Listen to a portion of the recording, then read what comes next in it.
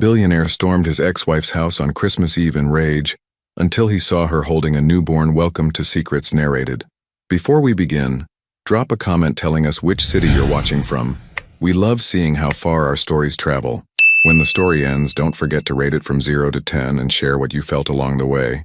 And if you enjoy emotional stories filled with twists and hidden truths, make sure to follow Secrets Narrated so you don't miss the next one. Now, sit back, relax, and enjoy every detail. The December wind cut through downtown Seattle like shattered glass, whipping around the steel towers that Declan Rowland had helped build. From the 42nd floor of his penthouse, the city sprawled beneath him in twinkling holiday lights, each one a reminder of celebrations he wouldn't be part of. Declan stood at the floor-to-ceiling windows, his reflection ghost-like against the glass. At 45, he still commanded attention with his imposing 6'3" frame, broad shoulders that filled his custom charcoal suit perfectly, and piercing green eyes that had intimidated boardrooms across 3 continents. His dark brown hair, now touched with distinguished silver at the temples, was perfectly styled despite the late hour. But tonight, those same features that projected power and control seemed hollow. The penthouse around him was a monument to success and isolation. Minimalist furniture, original artwork worth more than most people's houses, and technology that responded to his every command. Everything except the gnawing emptiness that had been his constant companion for the past 5 months. 5 months since Iris had signed the divorce papers. 5 months since he'd walked away from the only woman who'd ever seen past his wealth to the man beneath. His phone buzzed against the marble counter, displaying another invitation he'd ignore. Christmas Eve parties, charity galas, networking events disguised as holiday cheer. The social calendar of a man who had everything and felt nothing. Declan picked up his tumbler of 20-year-old whiskey, the amber liquid catching the city lights. He'd bought this particular bottle to celebrate a major acquisition. Instead, he'd opened it the night Iris moved out. Merry fucking Christmas, he muttered to his reflection. The silence pressed against him like a living thing. In the old house, their house, there would have been music playing softly, the scent of whatever Iris was baking, her laughter floating from another room. She'd always made spaces feel alive. This place felt like a beautiful tomb. He thought about calling someone, anyone, but his contacts list read like a business directory. Associates, clients, employees. When had his life become so sterile? When had he let ambition consume everything warm and real? The answer was obvious. It had been a gradual erosion year by year, deal by deal, until the man who'd once laughed freely had become someone who scheduled joy like a business meeting. Iris had tried to tell him. God, how she'd tried. "You're disappearing, Declan," she'd said during one of their final arguments. "Even when you're here, you're not here. I'm losing you to something I can't compete with." She'd been right. He'd been so focused on building his empire that he'd forgotten to live in it. The whiskey burned down his throat, but it couldn't touch the ice that had formed around his chest months ago. Outside, couples hurried through the wind-swept streets, arms linked, faces bright with anticipation. Tomorrow was Christmas. Families would gather, children would squeal over presents, and life would unfold in all its messy, beautiful chaos. And he would be here, alone with his achievements and his regrets. Unless, the thought hit him like lightning. What if Iris was alone too? What if she was sitting in their old house feeling the same crushing solitude? They'd always spent Christmas together, even before they were married. It had been their tradition. Maybe she missed it. Maybe she missed him. His heart began to race, hope and desperation tangling in his chest. Before he could second-guess himself, Declan was moving, grabbing his keys, his coat. The rational part of his mind whispered warnings, but he shut it down. For once, he wouldn't overthink. For once, he'd follow his instincts. The elevator ride to the garage felt endless. His hands shook as he started the Aston Martin, the engine's purr doing nothing to calm his nerves. Seattle's streets blurred past as he drove toward the house they'd shared, toward the woman he'd never stopped loving. 20 minutes later, he pulled into the familiar driveway. The house looked smaller than he remembered, more modest than his current fortress of steel and glass. But it looked like home in a way his penthouse never would. Warm light glowed from the windows, and something in his chest loosened. She was here. Maybe this wasn't such a crazy idea after all. Declan walked to the front door, his breath visible in the cold air. His hand hesitated over the doorbell. What would he say? How did you apologize for throwing away the best thing in your life? Before he could decide, his finger pressed the button. Footsteps approached from inside. soft and familiar. The door opened, and there she was, Iris. Even exhausted and in old clothes, she was the most beautiful thing he'd ever seen. Her long auburn hair fell in loose waves around her shoulders, framing a face that belonged in Renaissance paintings. Those warm brown eyes that had always seen straight through his walls looked up at him with surprise and something else. Something guarded. "Declan?"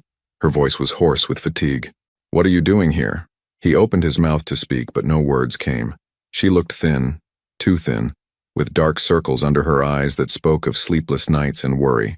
This wasn't the reunion he'd imagined. He started, then stopped. Behind her, he caught a glimpse of the living room he knew so well, but something was different. There were baby things scattered around. Blankets, tiny clothes, a car seat. His blood went cold. "Is someone here?" The question came out sharper than he'd intended. Iris's face went pale and she stepped back slightly. "Declan, you should go." But he was already pushing past her, his heart hammering against his ribs. If she'd moved on, if there was another man, if she'd started a family without him. The living room was exactly as he'd expected, and nothing like he'd feared. There was no other man, no romantic dinner setup, no signs of a new relationship. There was something infinitely more shocking. Iris stood behind him holding a baby. The child couldn't be more than a few days old, tiny and fragile, wrapped in a soft blue blanket. The baby's eyes were closed. Small fists curled against its chest, completely oblivious to the bomb it had just dropped on Declan's world. He stared, his mind refusing to process what he was seeing. The timeline crashed through his consciousness like a freight train. 5 months since the divorce. 9 months since. "Declan," Iris said quietly, her voice steady despite the tears beginning to pool in her eyes. "Meet your son." The words hung in the air like smoke from a gunshot. Declan felt his knees buckle, and he gripped the back of the leather armchair he'd picked out 3 years ago, back when they'd furnished this house together, back when they'd talked about filling it with children someday. "My son," he repeated, the words foreign on his tongue. The baby stirred in Iris's arms, making a soft sound that pierced straight through Declan's chest. He'd imagined this moment 100 times during their marriage, holding his child for the first time, seeing Iris as a mother, building the family they'd dreamed about. But never like this. Never in the wreckage of everything they'd destroyed. "His name is James," Iris said softly, adjusting the blanket around the tiny form. James Noah. Noah, Declan's middle name. Even after everything, even after he'd walked away, she'd still given their son a piece of him. "Why didn't you tell me?" The question came out raw, broken. He couldn't look away from the baby, from James, from his son. Iris moved to the couch, sitting down carefully, protectively. "You made it very clear what you wanted, Declan. Freedom, no complications, no responsibilities tying you down." The accusation hit like a physical blow. "A baby isn't a complication, Iris. His voice cracked. "He's everything. Is he?" Her eyes flashed with something between anger and pain. "Because 7 months ago, when I brought up starting a family, you said you weren't ready. You said children would interfere with your expansion plans. You said—" "I know what I said." The words tasted like ash. He remembered that conversation, how he'd dismissed her hopes with the casual cruelty of a man who thought he had all the time in the world. How he'd seen the light dim in her eyes when he'd said, "Maybe someday," for the 100th time. Iris stood up, pacing to the window, still cradling James. "I found out I was pregnant 2 weeks after you filed for divorce. 2 weeks after you told me you felt trapped, that marriage was suffocating you, that you needed space to figure out who you were." Each word was a knife between his ribs. He'd said those things, believing them in his arrogance, believing that success meant control, that love meant limitation. "I was going to tell you," she continued, her voice steady but her hands trembling slightly. "I called your office 3 times, but then I remembered what you'd said about children, about not being ready, about needing freedom." She turned to face him, tears threatening to spill. "So I made the choice for you. I gave you exactly what you asked for."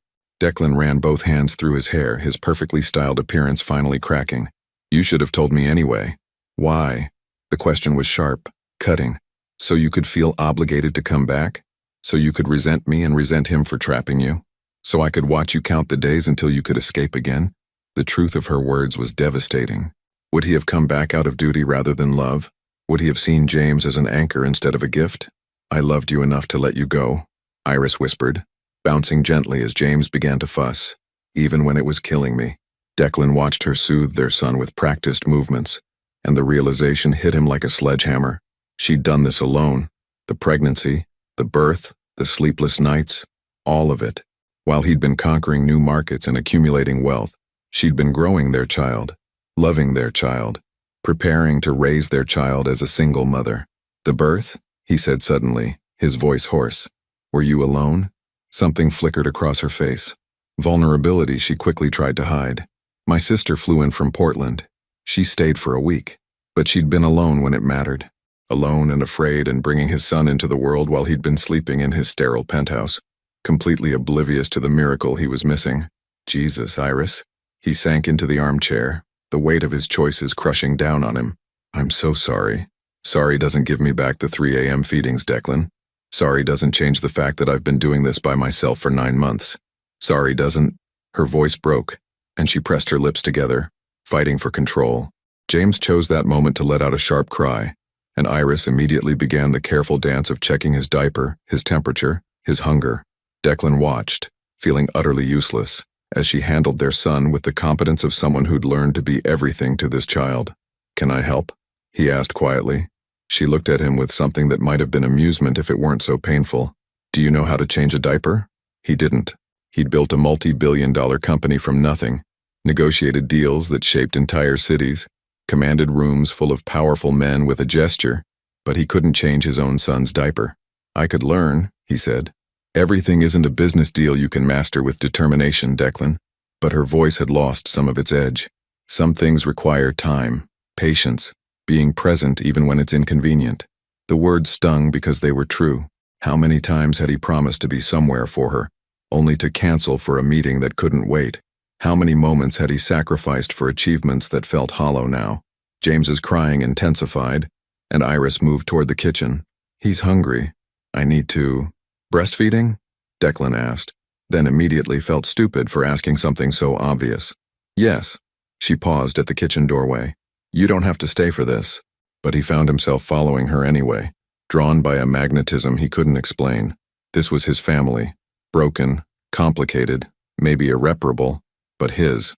The kitchen was smaller than his penthouse kitchen, but infinitely warmer. Iris had always been able to make spaces feel lived in, loved.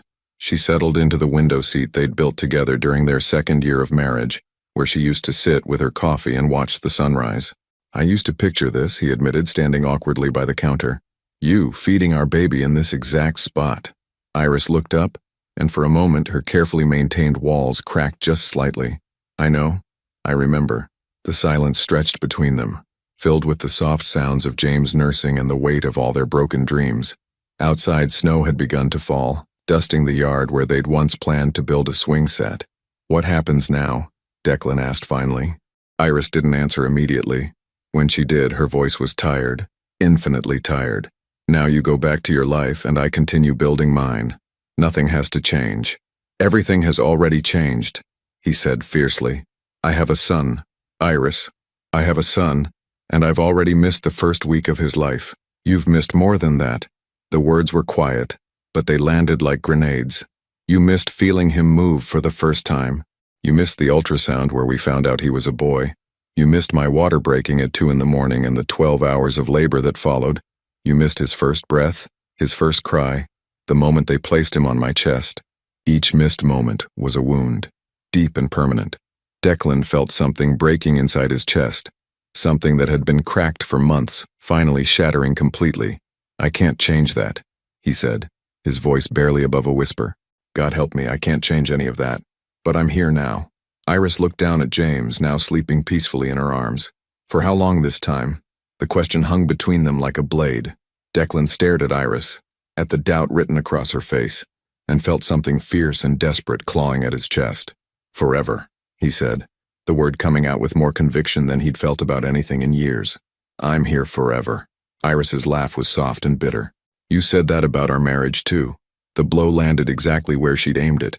Declan flinched, but he didn't retreat. I was different then. I was selfish, ambitious, convinced that your career mattered more than anything else. She shifted James to her shoulder, patting his back gently. What's changed, Declan? What's really changed? Everything. The words screamed through his mind, but he couldn't find a way to make her believe it. How did you prove transformation to someone you'd already failed? Let me stay tonight, he said suddenly. Christmas Eve. Let me stay and help with him. Let me learn. Declan, please. The word came out broken, raw. I know I have no right to ask. I know I've already lost the privilege of being here. But give me one night to show you that I can be different, that I can be what you both need. Iris studied his face for a long moment, and he held his breath. Outside, the snow was falling harder now, painting the world in pristine white. A blank slate, a fresh start. One night, she said finally. But the moment he cries and you head for the door, the moment you check your phone for emails, the moment you make this about your schedule instead of his needs, you leave, and you don't come back. Understood. As if summoned by their conversation, James began to fuss again, his tiny face scrunching in distress. Iris stood, automatically moving into the rhythm of motherhood, checking his diaper, feeling his forehead, making soft, soothing sounds. He's been cluster feeding, she explained, exhaustion heavy in her voice. He eats every hour and a half, sometimes more. The pediatrician says it's normal for newborns, but it means I haven't slept more than 2 hours at a stretch since we came home from the hospital. Declan watched her handle their son with practiced ease, and the gulf between them felt insurmountable. She knew James's cries, his needs, his patterns. Declan knew nothing. Teach me, he said quietly. She glanced at him, surprise flickering across her features. What? Teach me how to hold him, how to know what he needs. I want to learn everything. For a moment, Iris just stared at him. Then carefully she extended James toward him. Support his head. Always support his head. Declan's hands trembled as he took his son for the first time. James was impossibly light, impossibly fragile, and Declan was terrified he'd break something precious beyond repair. The baby's eyes opened, unfocused but alert, and Declan felt his entire world tilt on its axis. Hi, he whispered, his voice thick with emotion. Hi, James. I'm your dad.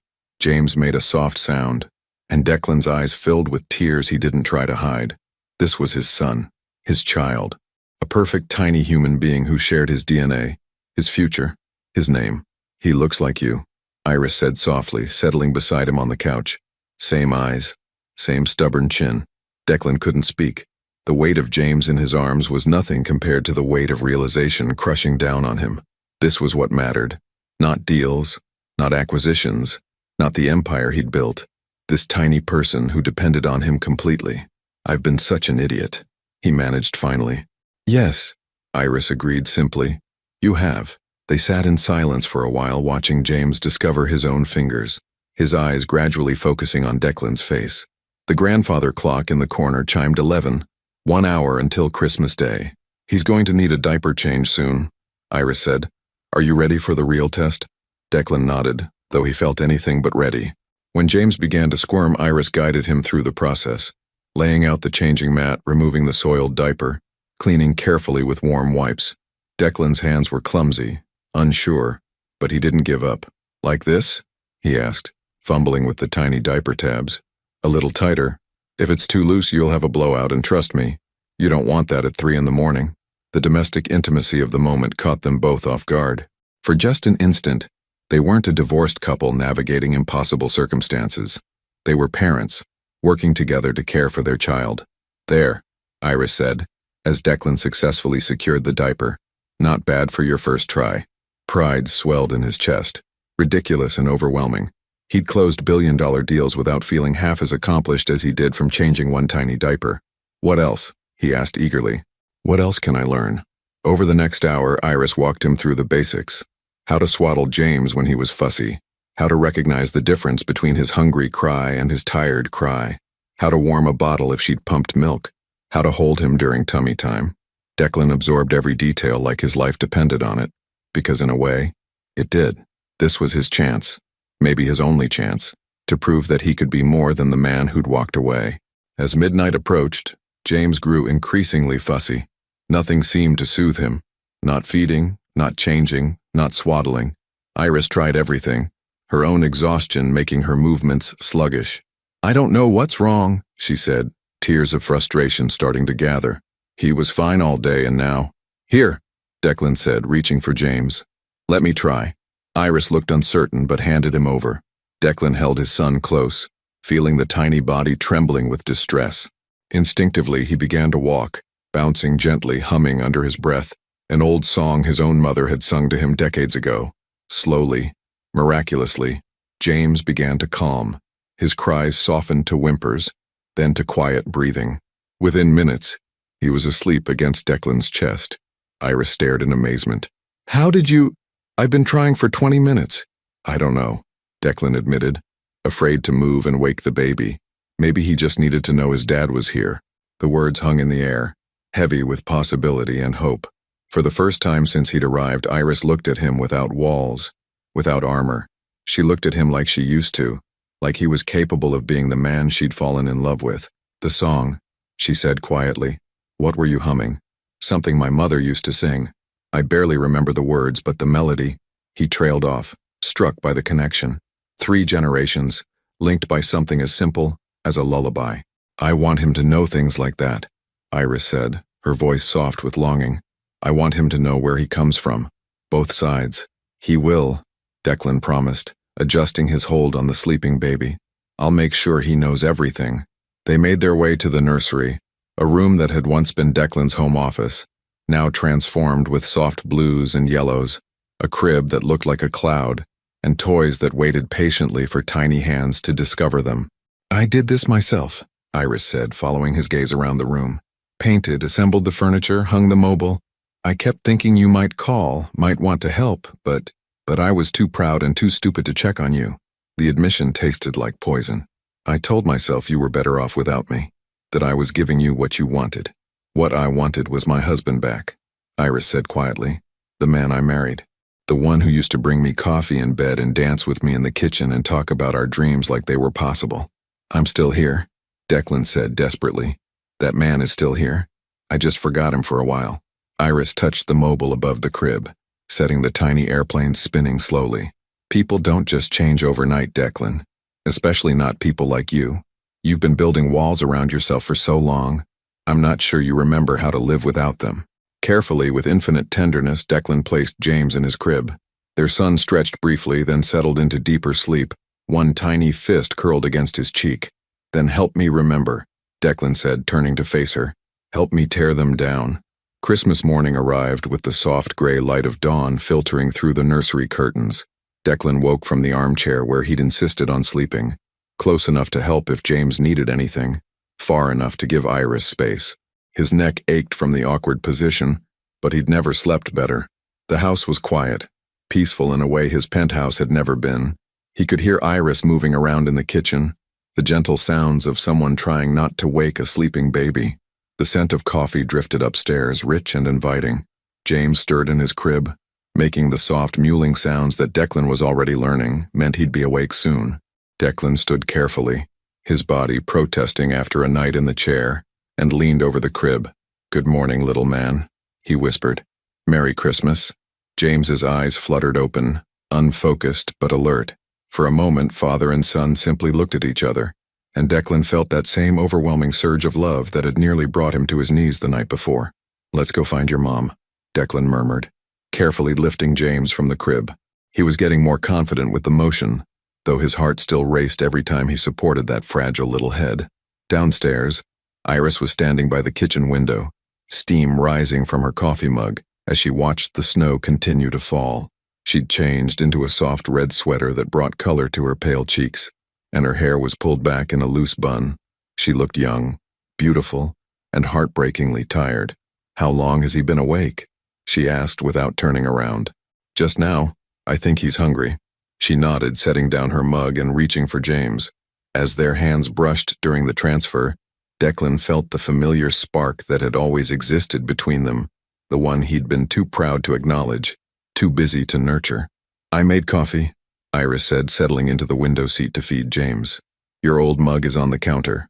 Declan found the mug, navy blue with "World's Okayest Husband" printed in white letters.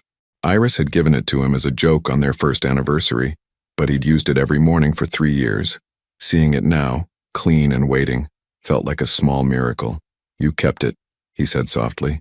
"I kept a lot of things." Her voice was matter-of-fact, but there was something underneath, a vulnerability she was trying to hide. Muscle memory, I guess. Hard to break old habits. Declan poured his coffee, adding cream the way he always had, and joined her by the window. The yard was blanketed in pristine snow, unmarked except for the delicate tracks of birds searching for food.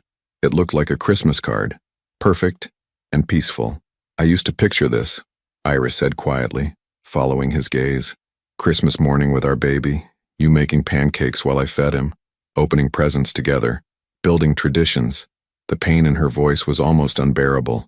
We still could, Declan said. It doesn't have to be too late. Iris looked down at James, who was nursing contentedly, his tiny hand curled against her breast. Do you remember what you said the last time we talked about having children? Declan's stomach clenched. He remembered, but he wished he didn't. You said children were a luxury you couldn't afford yet, Iris continued. You said you needed to secure the European contracts first, establish the Asian markets, build a foundation strong enough to support a family. You made it sound like a business plan. I was trying to be responsible. You were trying to control everything. Her eyes met his, and the hurt there was fresh as an open wound. You wanted to schedule our baby like a board meeting, pencil in fatherhood between quarterly reports. The accusation stung because it was true. He had wanted to plan everything, control every variable, ensure their child would be born into a world he'd perfected. He'd seen spontaneity as chaos, love as something that could wait for the right moment. I was scared, he admitted. Terrified, actually.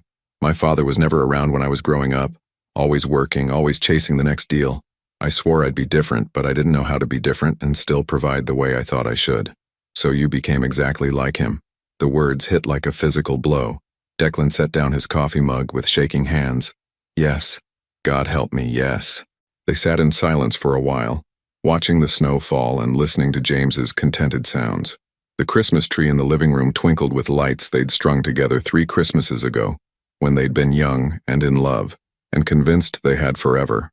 He called last night, Iris said suddenly. Who? Your father, while you were sleeping. He'd heard about the baby somehow, probably from your assistant. Wanted to know if the child was really yours. Declan's blood ran cold. What did you tell him? Nothing. I hung up on him.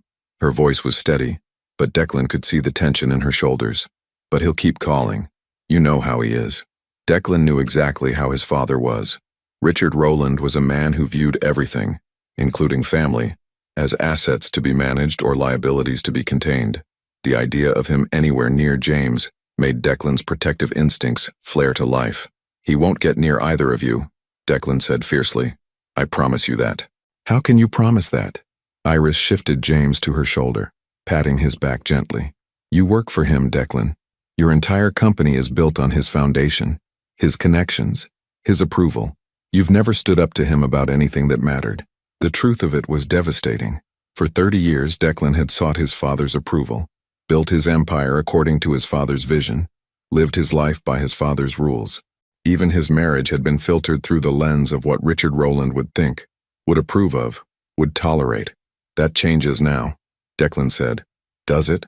Iris's eyes searched his face. Because 3 months ago, you canceled our anniversary dinner to fly to New York for one of his emergency meetings. You said it couldn't wait. It was the Morrison acquisition. It was always something, Declan. There was always one more deal, one more meeting, one more crisis that mattered more than us. Her voice broke slightly. Do you have any idea how many times I sat alone in restaurants waiting for you to show up? How many times I explained to friends why my husband wasn't at dinners or parties or events that mattered to me? Each word was a knife, precisely placed and devastatingly accurate. He remembered those cancellations, the disappointed look in her eyes that he'd learned to ignore, the way she'd stopped planning things altogether because she couldn't count on him to be there. I thought I was building something for us, he said weakly. You were building something for yourself, and maybe for your father's approval, but not for us. Iris stood, cradling James against her chest. I need to change him. She moved toward the stairs, leaving Declan alone with his coffee and his regrets. Through the window, he could see children playing in the snow across the street, their parents watching from the porch, laughing and taking pictures, a normal family enjoying a normal Christmas morning. Everything he'd thrown away in pursuit of an empire that felt meaningless now. His phone buzzed on the counter. A text from his assistant. Urgent call from Tokyo. The Yamamoto deal needs immediate attention. For a split second, Declan felt the familiar pull, the adrenaline rush of being needed. of being the only one who could solve the problem. His fingers hovered over the phone.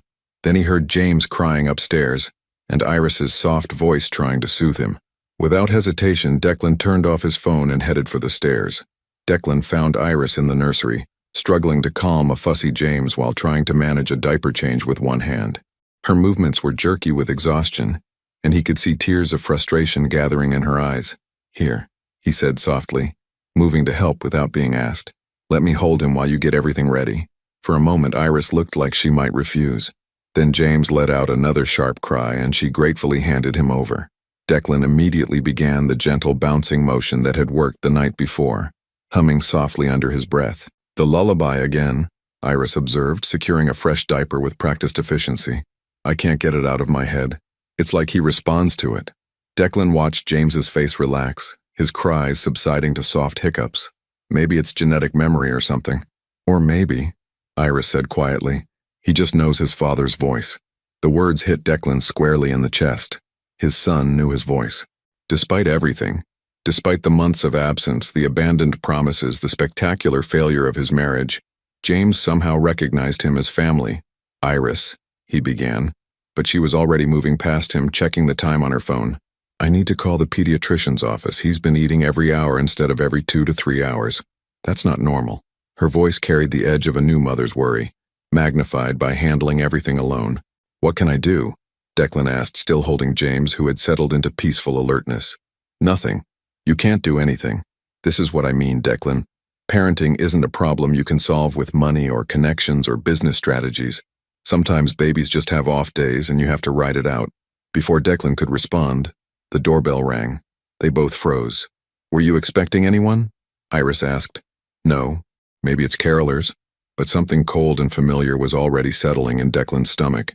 The doorbell rang again, longer this time, more insistent, the sound of someone who expected to be obeyed. "I'll get it," Declan said, handing James back to Iris. "Declan, wait." But he was already heading downstairs, dread building with each step. Through the front door's frosted glass, he could make out the silhouette of a tall man in an expensive coat, a man who commanded attention wherever he went. Declan opened the door, and Richard Rowland swept into the house like a winter storm. At 72, Richard was still an imposing figure, silver-haired, immaculately dressed in a cashmere coat that probably cost more than most people's cars. He carried himself with the absolute authority of a man who'd never been told no. His pale blue eyes surveyed the modest foyer with barely concealed disdain. "Father?" Declan's voice was carefully neutral. "This is unexpected, is it? My son disappears on Christmas Eve, doesn't answer his phone, abandons crucial business on the most important deal of the quarter. What did you expect?" Richard's gaze swept the living room, taking in the modest furnishings, the baby supplies scattered around. "So this is where you've been hiding?" "I'm not hiding. You're making a fool of yourself." Richard's voice cut through Declan's words like ice. "Do you have any idea what the Yamamoto deal is worth? What we stand to lose while you're playing house?" $37 million, Declan said quietly. "I know exactly what it's worth." "Then you know that your little domestic drama can wait until after we've secured our position in the Asian markets." Richard moved further into the room, his presence making everything feel smaller, shabbier. "Get your things. We have a flight to catch." "No." The word hung in the air between them. Richard's eyebrows rose slightly, the only indication of surprise he ever allowed himself to show. "Excuse me?" I said no. Declan could hear movement upstairs. Knew Iris was listening to every word. "I'm not leaving." "Don't be ridiculous, Declan. Whatever this woman has told you, whatever claims she's making, we can handle it quietly. Financially. There's no need for you to—" "She's not making claims." Declan's voice was getting dangerous, a warning Richard was too arrogant to heed. "She's the mother of my son. Allegedly." The single word was like a match to gasoline. 30 years of swallowed resentment, of seeking approval from a man incapable of giving it, of prioritizing business over everything that mattered. It all erupted at once. "Get out," Declan said, his voice deadly quiet. "Don't be dramatic. We'll order a paternity test, settle whatever financial obligations exist, and move on. This doesn't have to complicate. Get out of this house." Richard studied his son with the cold calculation of a predator sizing up prey. "You're not thinking clearly. The stress of the situation, the holidays. I understand. But you're letting emotion cloud your judgment. That's not the son I raised. You're right, Declan said, stepping closer to his father. The son you raised would already be in the car, choosing your approval over his family. The son you raised would prioritize a business deal over holding his newborn child. The son you raised would abandon the people he loves for the promise of more money, more power, more of your conditional affection. Something flickered across Richard's face. Anger, maybe, or disappointment. You sound like your mother. The comparison hit its intended target. Declan's mother had died when he was 15, worn down by years of trying to compete with Richard's empire for his attention. She'd loved Declan fiercely, but she'd also been lonely, isolated, relegated to the margins of her husband's life. Good, Declan said. She was the only one of us who had her priorities straight. Your mother was weak, Richard said coldly, and weakness is what killed her. Emotional thinking, prioritizing feelings over facts, choosing sentiment over success. She chose love, Declan shot back. Something you never understood. Richard's laugh was sharp and humorless. Love doesn't pay for houses like this. Love doesn't build companies. Love doesn't secure futures. I gave you everything, Declan. Education, opportunities, a foundation most men would kill for. And you're throwing it away for what? A woman who couldn't even bother to tell you she was pregnant? Because I gave her every reason to believe I didn't want children. The words exploded out of Declan. Years of suppressed truth finally breaking free. Because I was so busy being your son that I forgot how to be her husband. Footsteps on the stairs interrupted them. Iris appeared, carrying James, her face pale but determined. She'd heard everything, Declan realized. Every brutal word of his father's assessment, every revelation of his own failings. Richard's gaze fixed on James with the clinical interest of someone evaluating a business proposition. So this is the child. This is your grandson, Iris said quietly, her voice steady despite the tension radiating from her body. We'll see about that, Richard replied dismissively. The casual cruelty of the words hit Declan like a physical blow. This was what he'd been trained to become. A man who could look at an innocent child and see only potential complications, financial obligations, problems to be managed. James Noah Rowland, Declan said, his voice carrying across the room like a declaration of war. Born December 15th, 7 pounds 3 ounces. Your grandson, my son, and if you can't accept that with respect and love, then you have no place in his life. Richard's mask of control slipped slightly. You're choosing them over your own blood? I'm choosing family over business, something you never learned to do. The silence that followed was deafening. Richard looked between Declan and Iris, his pale eyes calculating odds, measuring losses, determining his next move. Finally, he reached into his coat and withdrew an envelope. Your access to company funds has been suspended, he said, placing the envelope on the coffee table. Your company credit cards have been canceled. Your apartment lease, which the company holds, will be terminated at the end of the month. If you want to play house, you'll do it without my resources. Declan felt something break free in his chest. Not just anger, but relief. Pure, overwhelming relief. Perfect, he said. I never wanted your money anyway. I wanted your approval, and that was my mistake. Richard straightened his coat, his expression returning to its customary coldness. You'll come crawling back within a month. They always do. He moved toward the door, then paused, looking back at Iris. When he leaves, and he will leave, call my office. We'll arrange something appropriate. The door closed behind him with a quiet click that sounded like the end of an era. Declan stood in the sudden silence, staring at the envelope his father had left behind. His entire financial foundation gone. His company, probably destroyed. His future, uncertain. He'd never felt freer in his life. The silence in the room was deafening. Declan stared at the closed door, his father's parting words echoing in his mind like a curse. Behind him, he could hear James making soft baby sounds, blissfully unaware that his existence had just cost his father everything he'd spent 15 years building. Declan, Iris's voice was barely a whisper. What did you just do?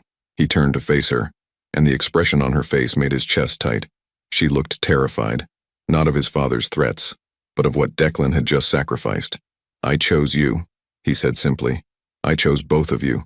Iris sank into the armchair, holding James close. You chose us?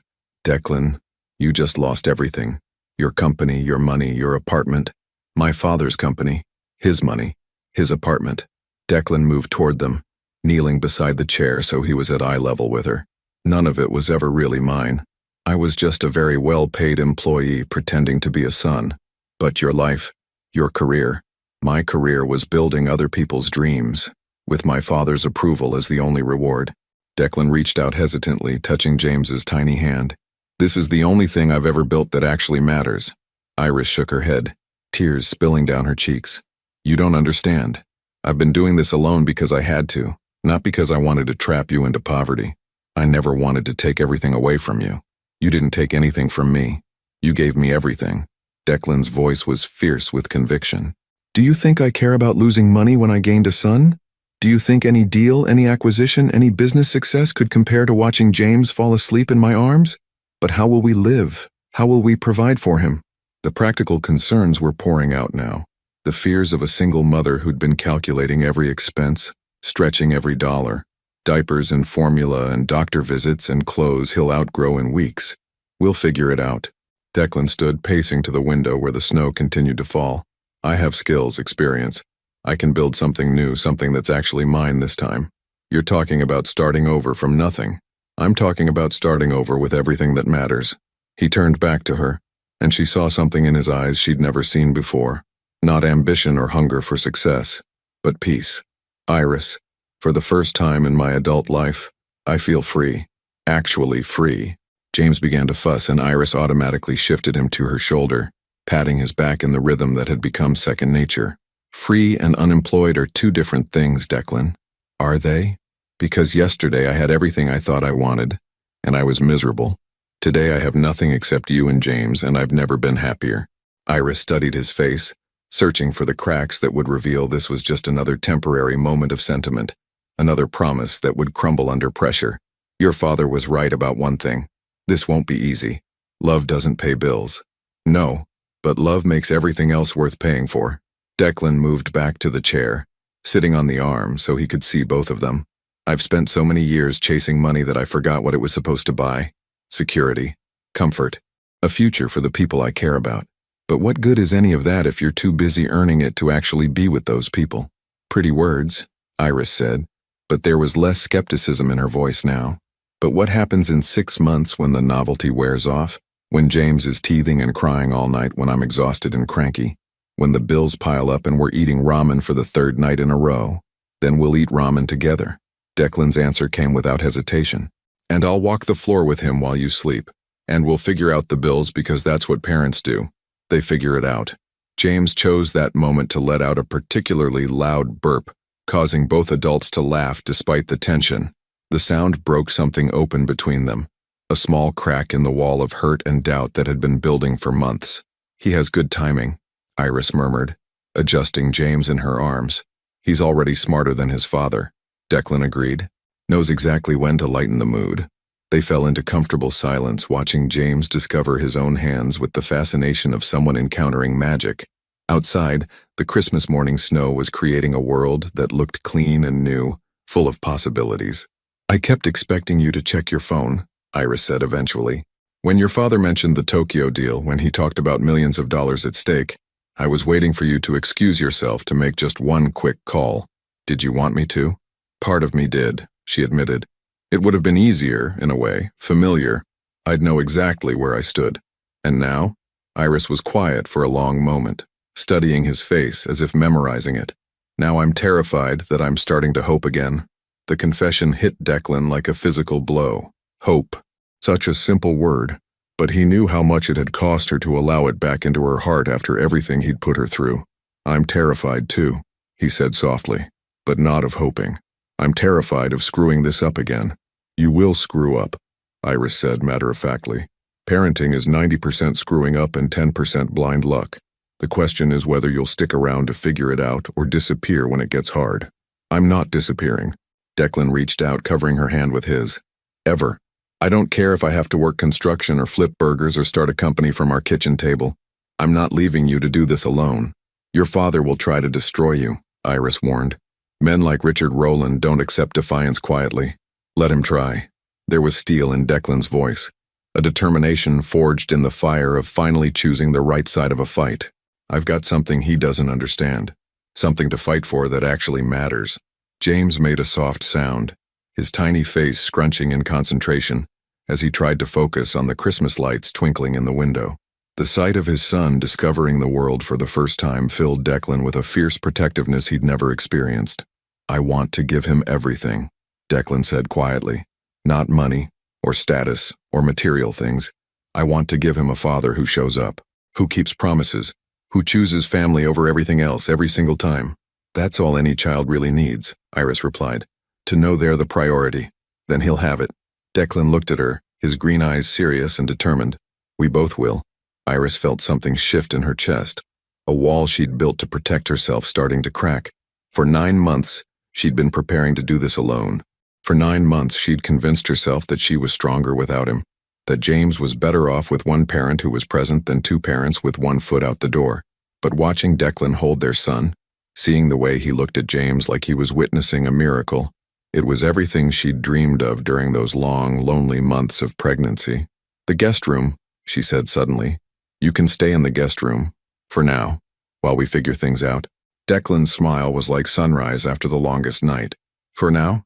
One day at a time, Declan. That's all I can promise right now. One day at a time is enough," he said, and meant it. It's more than enough. Outside, church bells began to chime, marking Christmas morning officially begun. Inside, a small family sat together in the quiet aftermath of a life-changing decision, watching snow fall and feeling something like hope take root in the space between them. It wasn't perfect, it wasn't guaranteed, but it was real, and it was theirs. And for the first time in either of their lives, that felt like everything. 2 weeks into January, Declan had developed a routine that would have been unrecognizable to his former self. Up at 5:30 for James's early feeding, coffee made the way Iris liked it waiting for her when she stumbled downstairs, diaper changes handled without being asked, and his laptop open on the kitchen table by 7. Building something new from nothing. The guest room had become his temporary office, though he spent most nights in the nursery anyway, sleeping in the recliner so he could handle the midnight feedings. Iris had protested at first, insisting she could manage, but exhaustion had eventually won over pride. "You don't have to prove anything," she'd said on his 3rd night of volunteer duty. "Yes, I do," he'd replied simply, and something in his voice had stopped her from arguing. Now, watching him expertly swaddle James while simultaneously reviewing contracts for his fledgling consulting firm, Iris was beginning to believe that maybe, this version of Declan was real. "The Morrison Group called back," Declan said, securing the swaddle with practiced ease. "They want to meet next week about the infrastructure project in Portland." Iris looked up from her laptop, where she'd been researching daycare costs and trying not to panic about her own return to work in 6 weeks. "That's the 3rd potential client this week. Word travels fast in this industry. Apparently telling Richard Rowland to go to hell is good for business." Declan's grin was sharp, satisfied. "Turns out a lot of people have been waiting for someone to stand up to him. And you're okay with that? Being known as the son who defied his father?" Declan settled James in his bouncy seat where their son could watch the winter sunlight streaming through the windows. "I'd rather be known as the father who chose his son." The words still hit Iris unexpectedly, even after 2 weeks of watching him live up to them. She'd spent so many months building walls around her heart that learning to hope again felt like learning to walk after a long illness. Tentative, uncertain, but stronger each day. Her phone rang, interrupting the peaceful morning routine they'd developed. She glanced at the screen and felt her stomach drop. "Who is it?" Declan asked, reading her expression. "My lawyer." Iris answered the call with trembling fingers. "Hello, David." Declan could only hear her side of the conversation, but her face told him everything he needed to know. Color drained from her cheeks, her free hand clenched into a fist, and her voice became carefully controlled in the way it did when she was fighting panic. "I see. When? How long do we have to respond?" A longer pause, during which Iris closed her eyes and took a shuddering breath. "Yes, I understand. We'll be there." She hung up and sat in silence for a moment, staring at the phone like it might explode. "Iris, what's wrong?" "Your father." Her voice was hollow, defeated. "He's filed for emergency custody of James." The words hit Declan like a physical blow. "What?" "He's claiming that I'm an unfit mother who hid a pregnancy from the father, and that you're in an unstable mental state due to your recent break from reality." Iris's laugh was bitter, broken. "Apparently abandoning a lucrative career for fatherhood is evidence of psychological instability." Declan felt rage building in his chest, white hot and consuming. He can't do this. He has no legal standing. He has money, Declan. Unlimited money and the best lawyers it can buy. And we have, she gestured around the modest kitchen, at the baby supplies crowding the counters, at their careful budget spreadsheets. We have good intentions and a 2-week-old relationship. We have the truth. The truth is that we're divorced parents trying to reconcile while living on your startup income and my maternity leave. Iris stood, pacing to the window with jerky, anxious movements. The truth is that I kept the pregnancy secret, that you abandoned your established career, that we're essentially strangers trying to co-parent a newborn. We're not strangers. Aren't we? She whirled to face him, tears threatening. 2 weeks ago you didn't even know James existed. 6 months ago you walked out of our marriage because you felt trapped. How does that look to a family court judge? Declan felt the walls closing in, the careful progress they'd made crumbling under the weight of reality. His father had found the perfect weapon, not money or business pressure, but the law itself, wielded by people who would see only the facts on paper, not the transformation that had happened in this house. There's more, Iris continued, her voice getting smaller. He's requesting supervised visitation only, pending psychological evaluations for both of us, and he wants James placed in temporary custody with a neutral third party. Who? Him. He's volunteering to provide a stable, financially secure environment while the court determines permanent placement. The calculated cruelty of it was breathtaking. Richard Rowland had found a way to take James while appearing to be the responsible party, the concerned grandfather stepping in to protect his grandchild from unstable parents. James chose that moment to start crying, his sharp wails cutting through the tension in the room. Declan moved automatically to comfort him, lifting his son from the bouncy seat and beginning the gentle rocking motion that usually soothed him. But James continued to cry, his tiny face red with distress, and suddenly Declan was overwhelmed by the magnitude of what they were facing. How could he protect his son from a man with unlimited resources and no conscience? How could he prove his worth as a father when everything he'd built his identity on had been stripped away? Hey, Iris said softly, moving to stand beside him. Let me. She took James, and within moments, his cries subsided to soft hiccups. The easy competence of her movements, the way James immediately relaxed in her arms, drove home the truth that Declan had been trying to ignore. She didn't need him to be a good mother. She'd been doing this perfectly well on her own. Maybe, he said quietly, the words tasting like ash. Maybe my father is right. About what? About me being unstable. About this being a mistake. Declan ran both hands through his hair, his carefully maintained composure finally cracking. Jesus, Iris, what if I'm just making everything worse? What if my being here puts James at risk? Don't you dare. Her voice was fierce, protective. Don't you dare let him get in your head like that. Look at the facts objectively. I abandoned my career on a whim, threw away financial security, cut ties with my only family. You chose love over money. You chose your son over your father's approval. You chose to be present instead of absent. Iris shifted James to one arm so she could reach out and grab Declan's hand. Those aren't the actions of an unstable man. They're the actions of a father. A father who might lose his son because he doesn't have enough money to fight for him. They stood in the kitchen, the weight of the impossible choice pressing down on them. Outside, the world continued its normal rhythm. Neighbors heading to work, children building snowmen, life moving forward with the assumption that tomorrow would be better than today. What do we do? Declan asked finally. Iris was quiet for a long moment, her lawyer's mind working through possibilities, calculating odds, measuring their limited options against Richard Rowland's unlimited resources. We fight, she said finally. We get our own lawyer. We document everything. We prove that James is safe and loved and wanted here. With what money? I don't know. Her voice was small but determined. We'll figure it out. Sell things, borrow money, set up a GoFundMe if we have to. But we don't give up. Declan looked at her, really looked, and saw the woman he'd fallen in love with years ago. Strong, brilliant, fierce when it came to protecting what mattered. She'd been fighting alone for months, and now she was preparing to fight the most powerful man either of them knew.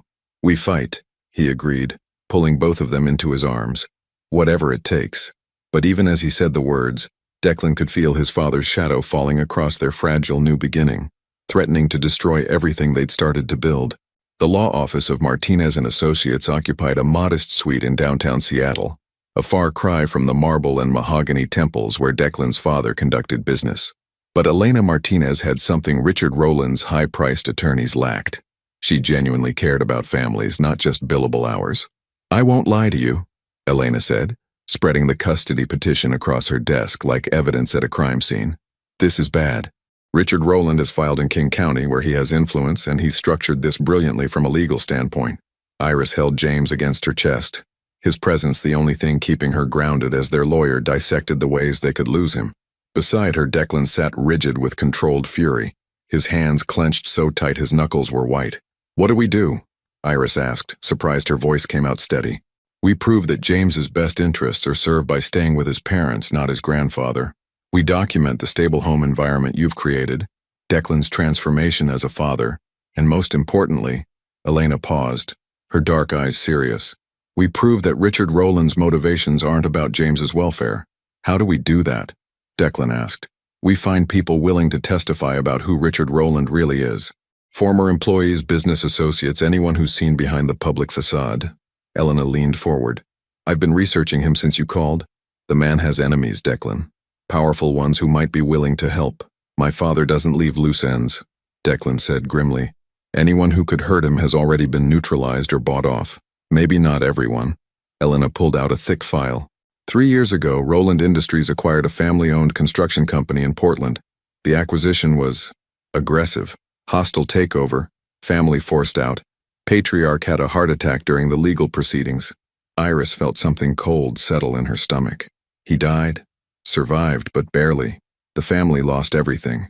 Their company, their legacy, their patriarch's health. Elena's voice was carefully neutral. The daughter, Sarah Chen, is now a successful attorney specializing in corporate accountability. She's been building cases against companies like Rowland Industries for years. Declan frowned. "Why would she help us?" "Because she understands what it means to have Richard Rowland destroy your family. And because," Elena smiled slightly, "she's James's court-appointed guardian ad litem." The room went silent except for James's soft breathing and the distant hum of downtown traffic. "The judge appointed a guardian for James?" Iris's voice was barely a whisper. "Standard procedure in contested custody cases involving minor children. Someone independent to investigate and advocate for the child's best interests." Elena's smile widened. "Sarah Chen requested the assignment specifically." Declan felt hope flicker to life in his chest for the first time since David's call. "She's going to help us? She's going to investigate objectively. But given her history with your father," Elena left the implication hanging. Before anyone could respond, Elena's assistant knocked on the door. "Ms. Chen is here for the 3 o'clock. Perfect timing." Elena stood as the door opened. Sarah Chen entered like she owned the room. Compact, elegant, with sharp intelligence in her dark eyes and silver threading through her black hair. She wore a navy suit that spoke of success earned, not inherited, and when she looked at Declan, her expression was unreadable. "Mr. Rowland." Her voice was professionally neutral, but Iris caught the slight tightening around her eyes. "Ms. Caldwell, and this must be James." "Ms. Chen."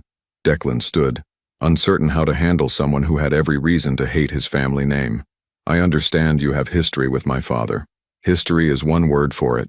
Sarah's smile was sharp as broken glass. "Devastation might be more accurate." The honesty was startling. Iris had expected professional politeness, careful neutrality. Instead, Sarah Chen seemed determined to lay all cards on the table. "I want to be clear about something," Sarah continued, moving to look out the window at the city skyline. "I requested this case because I have extensive experience with Richard Rowland's methods. I know how he operates, how he manipulates systems, how he uses law as a weapon." "And that helps James how?" Declan asked. Sarah turned back to them, and Iris saw something fierce and protective in her expression. "Because James deserves better than becoming another casualty in your father's war games." She pulled out a tablet and stylus, settling into the chair across from them with practiced efficiency. "I need to understand the timeline. Everything, from the separation, to the reconciliation, to this custody filing." For the next hour, they laid bare their story. The breakdown of their marriage, Iris's hidden pregnancy, Declan's Christmas Eve confrontation, the revelation about James, the weeks of tentative rebuilding. Sarah listened without judgment, taking notes, occasionally asking for clarification. "The Christmas Eve incident," she said finally. "You went to Iris's house believing she'd moved on with someone else?" Declan nodded, shame heating his face. "I was angry, jealous. I thought she was celebrating without me, and instead you found her alone with a newborn." Sarah made a note. "How did that feel? Like I'd been hit by a truck. Like everything I thought I knew about myself was wrong. And now, 2 weeks later?" Declan looked at James, sleeping peacefully in Iris's arms, and felt the familiar surge of fierce protectiveness. "Now I can't imagine wanting anything else." Sarah studied him for a long moment. "Your father believes this is a temporary obsession, that you'll return to your old life once the novelty wears off." "My father is wrong. Prove it." The challenge hung in the air between them. Sarah Chen wasn't going to take anything at face value. Not Declan's transformation, not Iris's forgiveness, not their fragile new beginning. "How?" Iris asked. Sarah stood gathering her materials with brisk efficiency. "I'm going to spend the next 2 weeks investigating everyone involved in this case. I'll interview neighbors, employers, medical professionals, anyone who can speak to James's current living situation and his parents' capabilities." She paused at the door, looking back at them with something that might have been sympathy. "But I'll also be investigating Richard Rowland, his motives, his methods, his fitness as a potential guardian." Her smile was cold and satisfied, and unlike most people who cross him, I have nothing left for him to take away. After Sarah left, the 3 adults sat in stunned silence. Outside, Seattle's afternoon bustle continued, oblivious to the legal battle brewing in the modest office above. "She's going to help us," Iris said finally, though she sounded like she was trying to convince herself. "Maybe." Elena gathered the scattered papers. "Or maybe she'll decide James really would be better off with his grandfather's resources." "She won't," Declan said with quiet certainty. "She knows what my father does to families. She won't let him do it to ours." But even as he said the words, Declan felt the weight of the coming investigation. 2 weeks for Sarah Chen to decide James's future. 2 weeks to prove that love was enough to overcome money, that transformation was possible, that family could be rebuilt from the ashes of mistakes.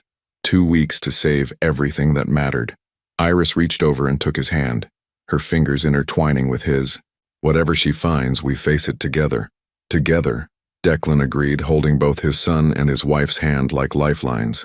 But as they left the office and stepped into the Seattle afternoon, Declan couldn't shake the feeling that his father's shadow was following them, waiting for the moment when their fragile unity would crack under pressure. The investigation week felt like living under a microscope. Sarah Chen moved through their lives with clinical precision, interviewing neighbors, observing their daily routines, documenting every interaction between Declan, Iris, and James. She arrived unannounced at 7 in the morning to witness feeding time, stayed through dinner to observe bedtime routines, and somehow managed to be both invisible and omnipresent. "She's like a ghost," Iris whispered on Thursday morning, watching Sarah take notes from the corner of the living room as Declan changed James's diaper. "I keep forgetting she's there. Then I turn around, and there she is, writing everything down."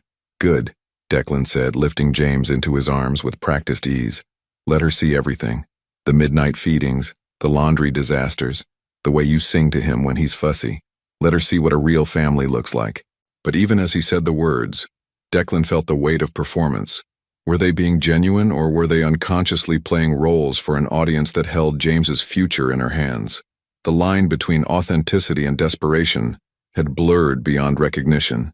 Sarah approached them, tablet in hand. "I need to ask about your business, Declan. The consulting firm you've started." "Rowland Strategic Solutions," Declan said, the name still feeling strange on his tongue. "Infrastructure consulting for mid-sized development projects. Revenue projections? Conservative estimates put us at breaking even by month 6, profitable by year 1. Declan handed James to Iris and pulled out his laptop. "I have 3 confirmed contracts, with 2 more pending. It's not the empire I left behind, but it's sustainable." Sarah studied the financial projections with the intensity of an auditor.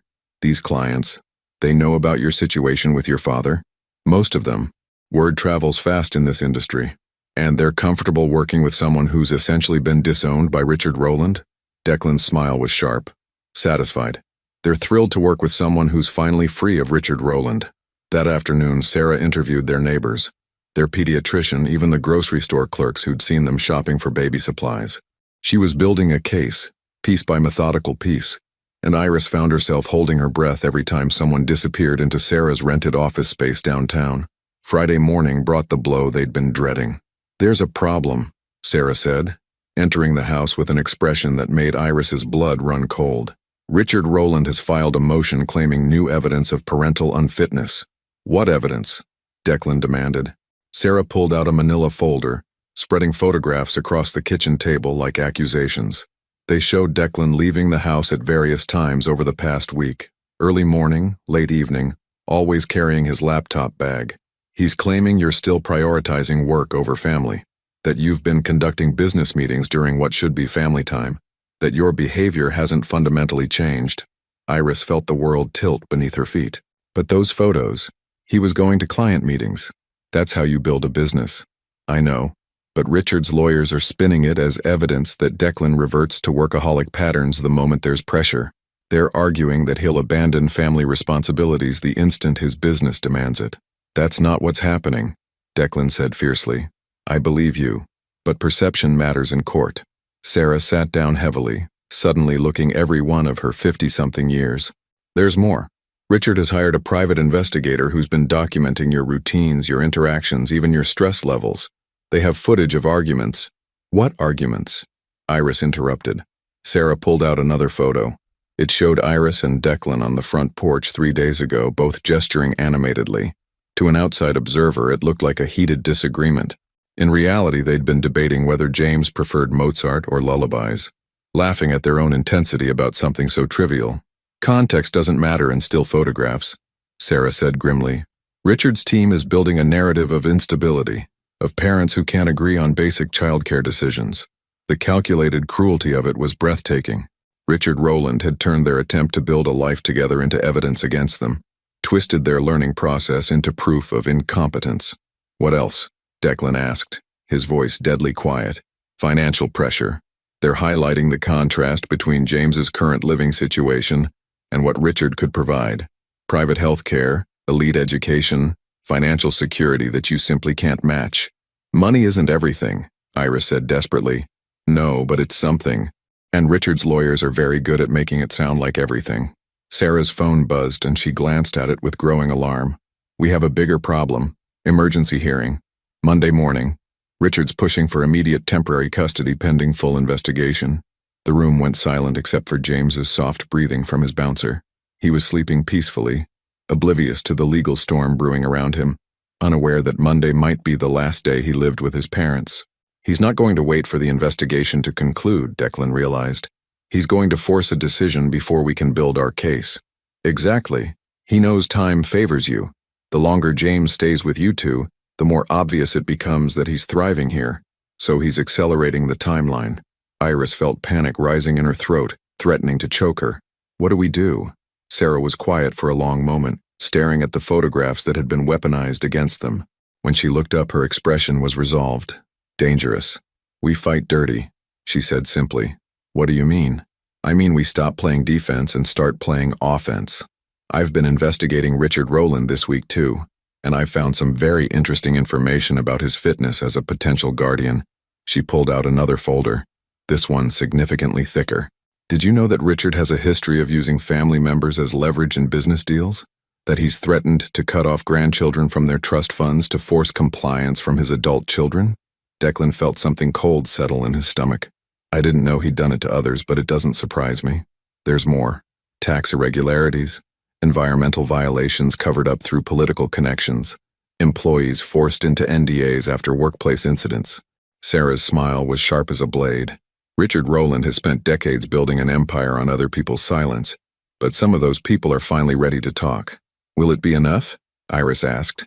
It'll have to be, because Monday morning, we're going to present evidence that Richard Rowland isn't just an unfit guardian. He's a danger to any child in his custody. Sarah gathered the photographs, her movements sharp with determination. We're going to prove that his interest in James isn't about love or family. It's about control.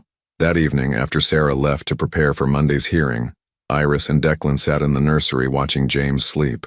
The house felt different now, not like a haven they were building together, but like a fortress under siege. What if we lose? Iris whispered. We won't, Declan said, but his voice lacked conviction. But what if we do? What if Monday morning I have to watch them take him away? Declan pulled her closer, feeling the weight of everything they'd built threatening to collapse. Then we keep fighting. We appeal. We gather more evidence. We never stop fighting until he comes home. And if that takes years? The question hung between them like a blade. Years of legal battles, of supervised visitations, of watching James grow up in photographs instead of their arms. "Then we take it one day at a time," Declan said, echoing her words from that first night. "Just like you taught me." Outside, Seattle's winter night pressed against the windows, dark and uncertain. Inside, two parents held each other and their sleeping son, knowing that Monday morning would determine whether their family survived or shattered. In less than 3 days, they would face Richard Rowland in court, armed with love and determination against unlimited resources and ruthless strategy. The war for James's future was about to begin. The King County Courthouse felt like a cathedral of judgment, its marble columns and soaring ceilings designed to remind mortals of their place before the law. Declan sat beside Elena Martinez at the plaintiff's table, his hands clenched so tightly his knuckles were white. Behind him, Iris held James, their son blissfully unaware that his entire future hung in the balance of the next 2 hours. Across the aisle, Richard Rowland commanded attention even while seated. His legal team occupied an entire table, 5 attorneys in identical navy suits, each one probably costing more per hour than most people made in a month. Richard himself sat at the center like a general directing a war, his silver hair perfect, his expression coldly confident. He hadn't looked at James once. All rise for the Honorable Judge Patricia Williams. Judge Williams was a woman in her early 60s with steel gray hair and eyes that missed nothing. She'd spent 30 years on the family court bench, and her reputation for cutting through legal theatrics was legendary. "This is an emergency hearing regarding temporary custody of James Noah Rowland Caldwell, born December 15th, she began, her voice carrying clearly through the courtroom. "Mr. Harrison, you may present the petitioner's case." Richard's lead attorney was everything Declan expected, polished, articulate, and ruthlessly efficient. He painted a picture of unstable parents, questionable decisions, and a child at risk. "Your Honor, the evidence shows a pattern of reckless behavior from both parents. Mr. Rowland abandoned a lucrative, stable career on an emotional whim.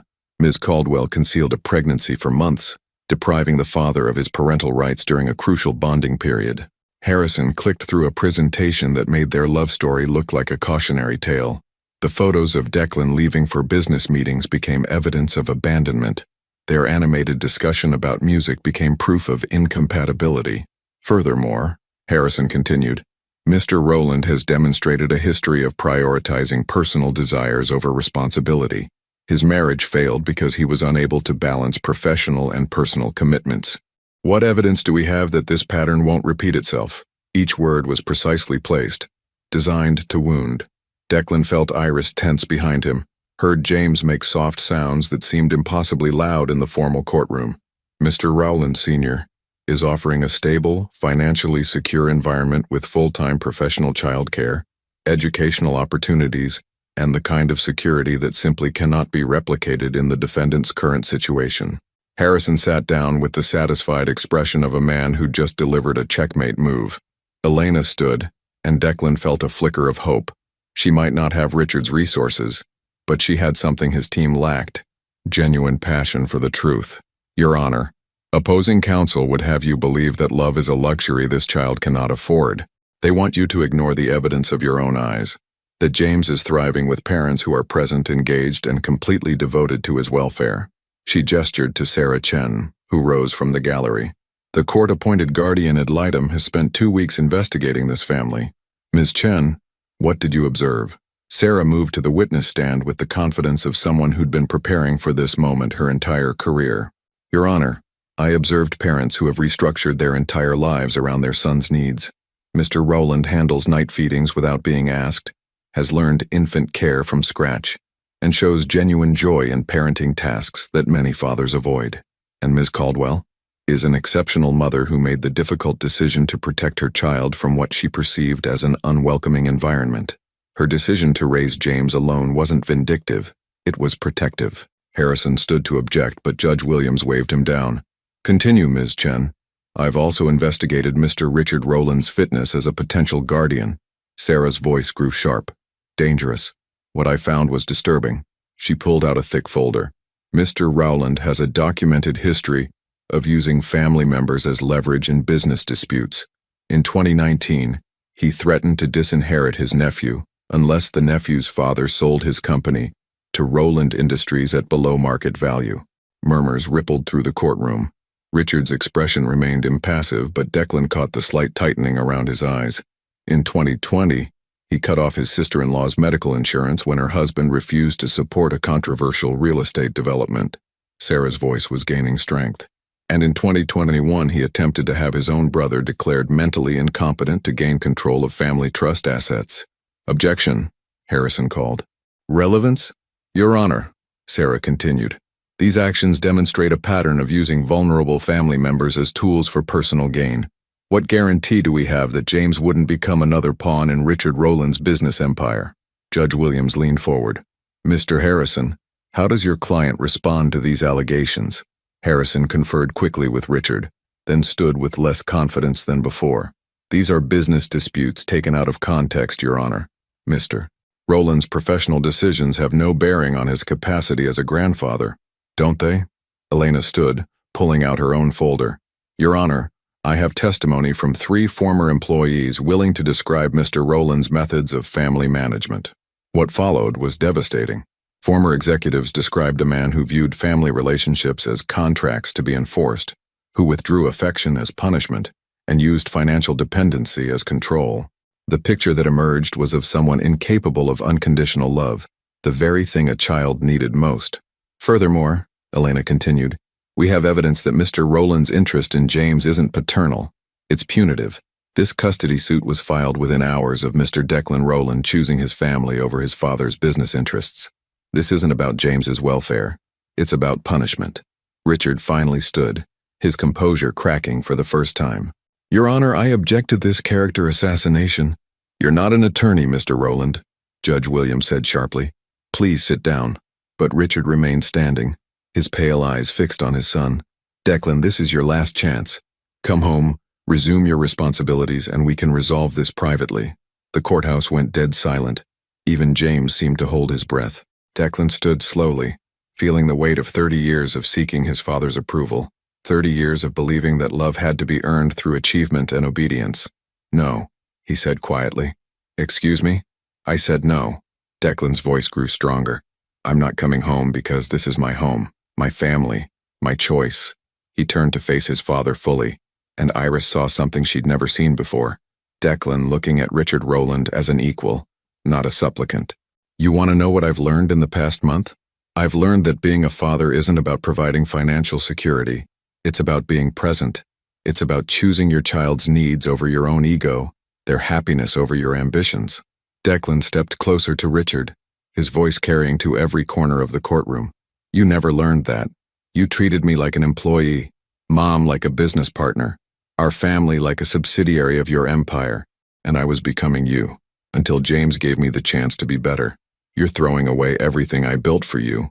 I'm building something you never could. Declan interrupted. A family based on love, not leverage.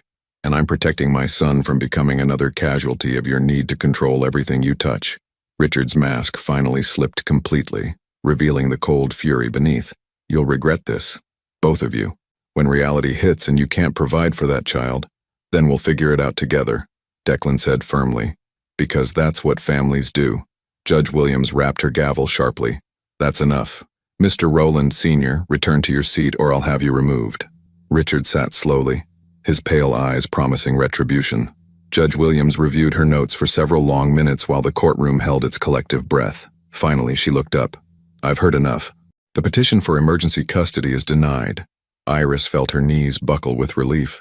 Behind her, she heard someone in the gallery, probably Sarah, let out a quiet, yes. Furthermore, Judge Williams continued, I'm dismissing the entire custody case. The evidence shows that James is in a loving, stable home with parents who are committed to his welfare above all else. Mr. Richard Rowland's motivations appear to be punitive rather than protective, which disqualifies him from consideration as a guardian. She rapped her gavel once more. Case dismissed.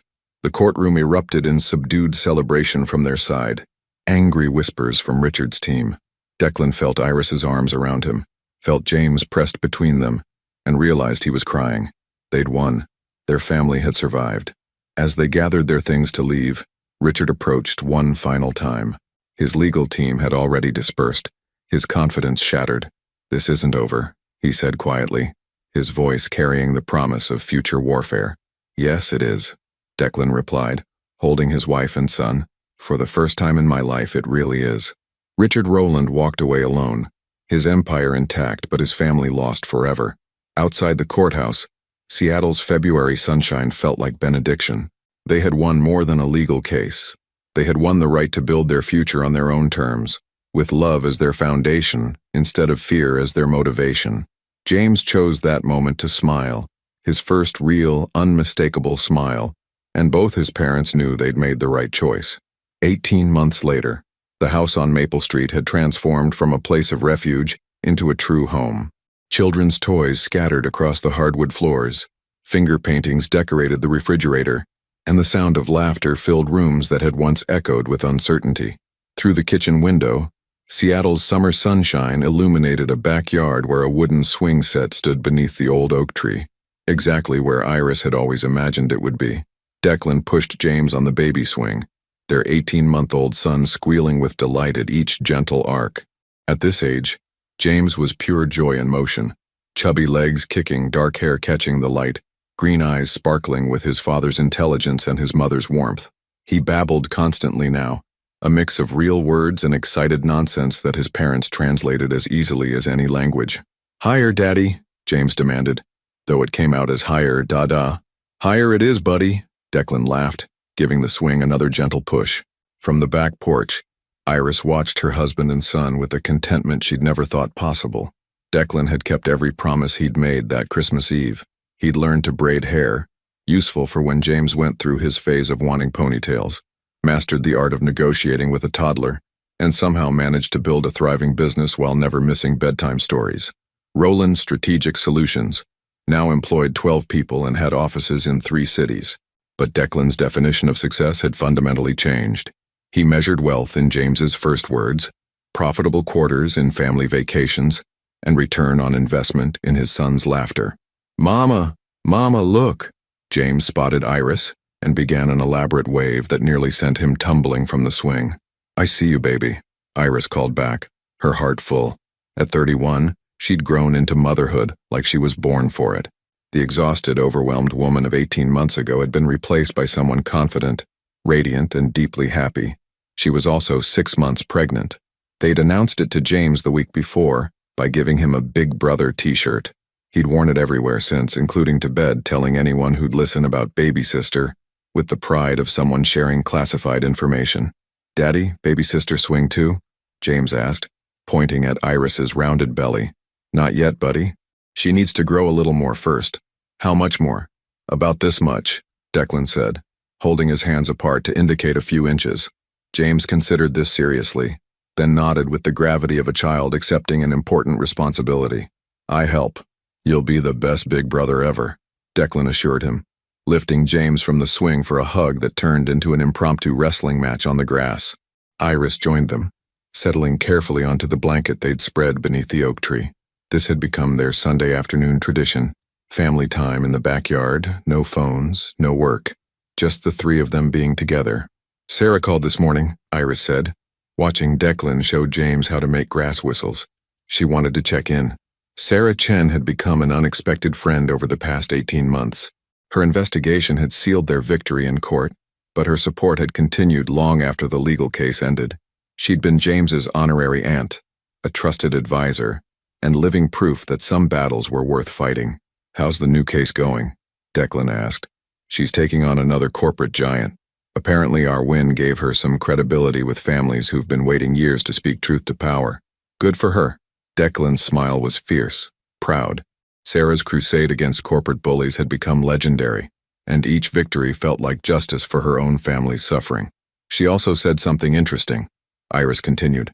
"Richard's company lost 3 major contracts this quarter. Apparently word about his management style has been spreading." Declan felt a familiar twist in his chest at mention of his father. Richard had made good on his promise to make their lives difficult, using his influence to block potential clients, spread rumors about Declan's instability, and generally wage war through business channels. But something unexpected had happened. Instead of destroying Declan's reputation, Richard's attacks had backfired spectacularly. Business leaders who'd suffered under his tactics for years rallied around his son. Competitors who'd been looking for an excuse to challenge Roland Industries found their opening. Richard Roland's empire wasn't crumbling, but it was certainly less secure than it had been 2 years ago. "Do you ever regret it?" Iris asked quietly. "Walking away from all that power?" Declan looked at James, who was now trying to teach a butterfly to land on his finger with the serious concentration of a scientist. "Not for a second. Even when the contractors were late on the Patterson project and we were eating cereal for dinner because I forgot to grocery shop. Especially then." Declan leaned over to kiss her temple. "Those were real problems, Iris. Human problems. Not the manufactured crises that used to keep me awake at night." James succeeded in getting the butterfly to land on his outstretched finger and immediately froze, eyes wide with wonder. "Mama, Daddy, look, pretty." "It's beautiful, sweetheart," Iris whispered, afraid to speak too loudly and scare the delicate creature away. They sat in perfect silence, watching their son experience magic. The butterfly stayed for perhaps 30 seconds before floating away, but James's face glowed like he'd just witnessed a miracle. "I wish Grandma could see him," Iris said softly. Declan's mother would have adored James. She would have spoiled him with attention, read him stories for hours, and filled his life with the unconditional love she'd tried to give her own son before Richard's ambitions consumed their family. "She can," Declan said simply. "I feel her sometimes when he laughs, like she's here, making sure he knows what real love looks like." The sun was beginning to set, painting the sky in shades of orange and pink that would make for another perfect family photo. But they didn't reach for their phones. Some moments were too precious to capture. They could only be lived. "Daddy, story time?" James asked, climbing into Declan's lap with the confidence of a child who'd never doubted his place in his father's arms. "What story do you want tonight?" "The Christmas story." James's favorite bedtime story wasn't about Santa or reindeer. It was about the night Daddy came home and found out about his baby boy. Declan had crafted a child-appropriate version that emphasized love conquering all obstacles, family choosing each other, and how sometimes the best gifts come, wrapped in surprises. "Once upon a time," Declan began, his voice taking on the cadence of familiar ritual, "there was a daddy who thought he had everything, but he was very, very wrong." As the story unfolded, Iris felt tears of gratitude threaten to spill. This was the life she'd dreamed of during those lonely months of pregnancy.